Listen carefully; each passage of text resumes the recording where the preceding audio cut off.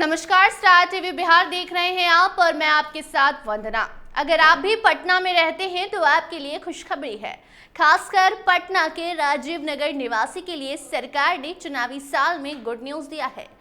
आपको बता दें कि बिहार सरकार ने एक बार फिर से राजीव नगर में बिहार राज्य आवास बोर्ड की जमीन पर बने मकानों को नियमित करने की प्रक्रिया शुरू कर दी है। इस नई प्रक्रिया के तहत नगर विकास विभाग एक नया प्रस्ताव तैयार कर रहा है, जिसमें पहले की तुलना में कम शुल्क लिया जाएगा।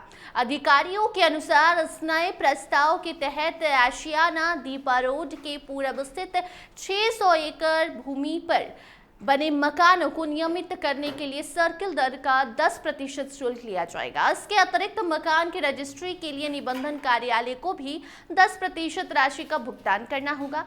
मकान मालिकों को परिपीशुअल लीज दी जाएगी और अगर वो अपने मकान को आवास बोर्ड से फ्री होल्ड कराना चाहते हैं तो उन्हें भी 10% शुल्क देना होगा। इस नए प्रस्ताव को दीघा अर्जित भूमि बंदोबस्ती संशोधन विधेयक 2025 का नाम दिया गया है।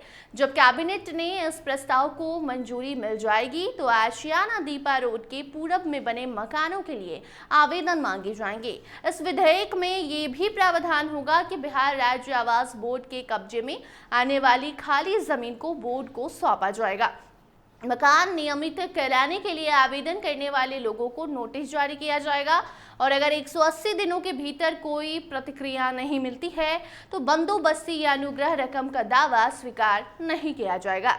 आपको बताते चले कि इसके पहले 2014 में लागू दीघा अर्जित भूमि बंदोबस्ती स्कीम के तहत 2 कट्ठा से कम जमीन के लिए सर्किल दर का 25% शुल्क, 2 से 5 कट्ठा तक के लिए 50% शुल्क और 5 कट्ठा से अधिक जमीन के लिए 100% शुल्क लिया जाता था।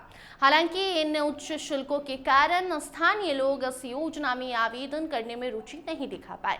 आशियाना दीघा रोड के पूर्व स्थित लगभग 10,000 मकानों में से केवल 93 मकान मालिकों ने ही अपने मकानों को नियमित कराने के लिए आवेदन किया था, जबकि बाकी लोगों ने इस योजना में शामिल होने से बचने का विकल्प चुना था। आपको बताते चले कि साल 2010 में भी बिहार विधानमंडल में दीघा अर्जित भूमि बंदोबस्ती अधिनियम पारित किया गया था, जिसके तहत 1024.52 एकड़ भूमि पर बने मकानों की समस्या के समाधान की दिशा में पहल की गई थी। 2014 में इस कानून के तहत 600 एकड़ भूमि पर बने मकानों को नियमित करने और 400 एकड़ भूमि पर बने मकानों के बदले फ्लैट या अनुग्रह अनुदान देने की योजना बनाई गई थी, लेकिन अपेक्षाकृत कम आवेदन मिलने के कारण इस योजना की सफलता पर प्रश्न चिन्ह लग गया।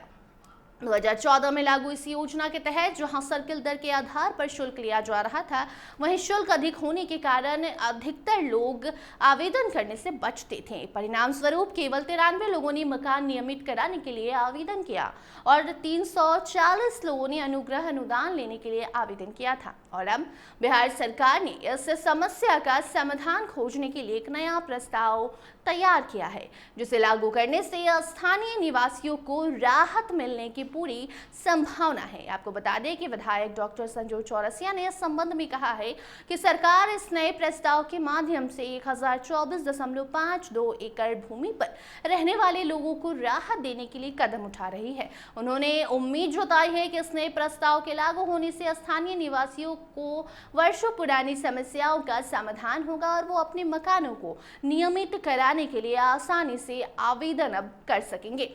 इस नए प्रस्ताव में मकान मालिकों के लिए शुल्क में कटौती की योजना है, जो पहले की तुलना में ज्यादा सस्ती होगी। इससे अधिक लोग इस योजना का लाभ उठा सकेंगे और मकानों को नियमित करने की प्रक्रिया को तेजी से पूरा किया जा सकेगा। इसके अलावा नए विधेयक में यह भी सुनिश्चित किया गया है कि आवास बोर्ड के कब्जे में आने वाली खाली भूमि को बोर्ड के अधीन किया जाए, ताकि भूमि का सही उपयोग हो सके और इसके साथ ही सरकार को भी भूमि की बेहतर उपयोगिता मिल सके। इस पहल का मुख्य उद्देश्य है कि बिहार राज्य के विभिन्न क्षेत्रों में, विशेष रूप से आसियाना दीपा रोड जैसे इलाकों में मकान मालिकों को उनके अधिकारों का संरक्षण दिया जाए और वो आसानी से अपनी संपत्ति का स्वामित्व प्राप्त कर सके। बाकी अब आगे इससे जुड़ी कोई नई जानकारी सामने आती है तो उस रिपोर्ट को आप तक हम जरूर पहुंचाएंगे। फिलहाल इस खबर को लेकर आप क्या कुछ सोचते हैं, कमेंट सेक्शन में अपनी प्रतिक्रिया जरूर बताइए। अन्य अपडेट्स के लिए बने रहिए स्टार टीवी बिहार के साथ। धन्यवाद।